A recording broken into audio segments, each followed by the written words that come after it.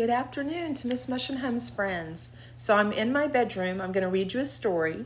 I had to come back here because Sam and Avery are busy doing their schoolwork in the kitchen and in the living room. And Mr. Mushenham is working from home, so he's busy doing his work out there. So I had to come find a quiet place so I could read a story to you. And the story that I'm going to share with you is called Giraffes Can't Dance. It's written by Giles Andre, and it's illustrated by Guy Parker Reese. Now, who can tell me what the author does? If you said the author thinks up the story in his mind, and then he writes the words, then you are correct. Good job. And what does the illustrator do? The illustrator is Guy Parker Reese, and the illustrator is the one who draws all the pretty pictures in the book. So I hope you got that one right too. So here we go. You ready? Giraffes Can't Dance.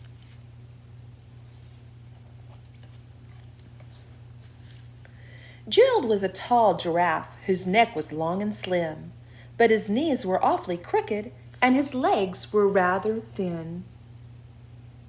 He does have some skinny legs, and look how long they are.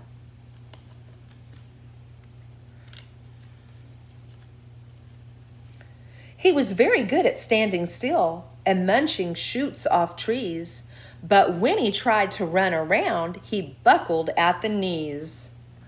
Oh my goodness. He doesn't have very good balance, does he? I wonder why.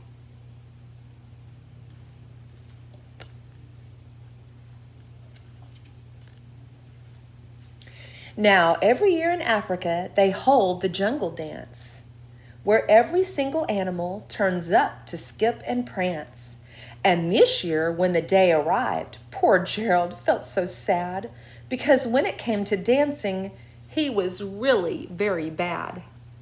Here they are. They're all ready for the jungle dance.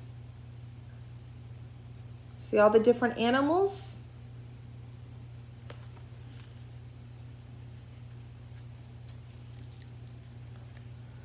The warthogs started waltzing and the rhinos rock and rolled. The lions danced a tango that was elegant and bold. Here we go, the warthogs, the rhinos, and the lions. And of course the lion is dancing here with the lioness.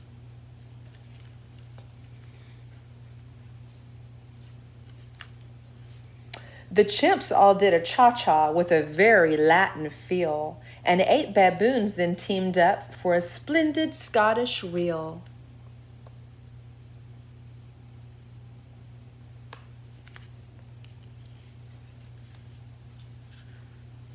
Gerald swallowed bravely as he walked toward the floor, but the lions saw him coming and they soon began to roar. "Hey, look at clumsy Gerald!" the animals all sneered. "Giraffes can't dance, you silly fool! Oh, Gerald, you're so weird!" They were not being very nice to Gerald, were they?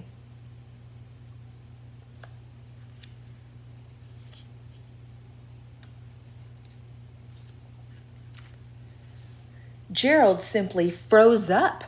He was rooted to the spot. "They're right," he thought. "I'm useless. Oh, I feel like such a clot." So he crept off from the dance floor and he started walking home. He'd never felt so sad before, so sad and so alone. Poor Gerald.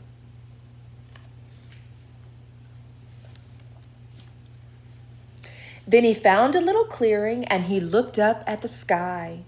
The moon can be so beautiful," he whispered with a sigh.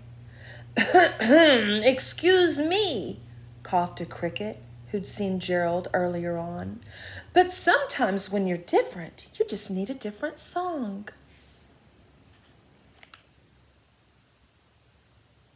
See him?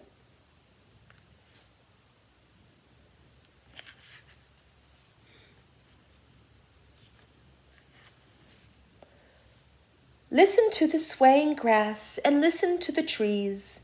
To me, the sweetest music is those branches in the breeze. So imagine that the lovely moon is playing just for you. Everything makes music if you really want it to.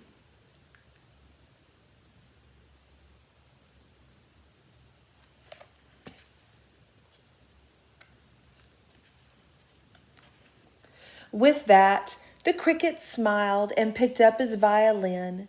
Then Gerald felt his body do the most amazing thing.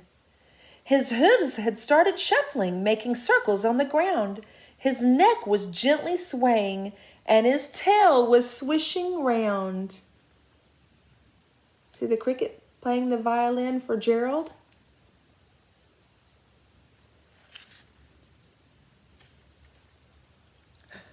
He threw his legs out sideways, and he swung them everywhere. Then he did a backward somersault and leapt up in the air. Wow, I think Gerald looks great.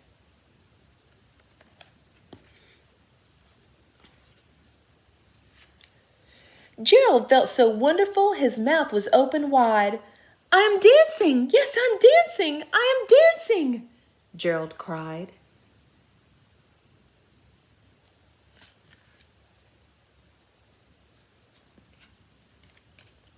Then, one by one, each animal who'd been there at the dance arrived while Gerald boogied on and watched him quite entranced. They shouted, "It's a miracle! We must be in a dream! Gerald's the best dancer that we've ever seen!" Oh my goodness, look at Gerald go. They are all enjoying it.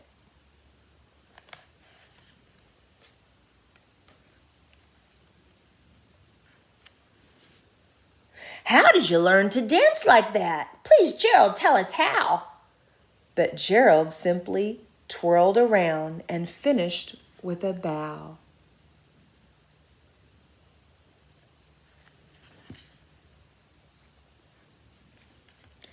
Then he raised his head up and looked up at the moon and stars above.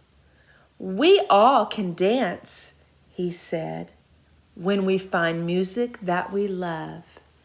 So Gerald was just waiting to find the right music to help him dance. And boy, did he ever dance.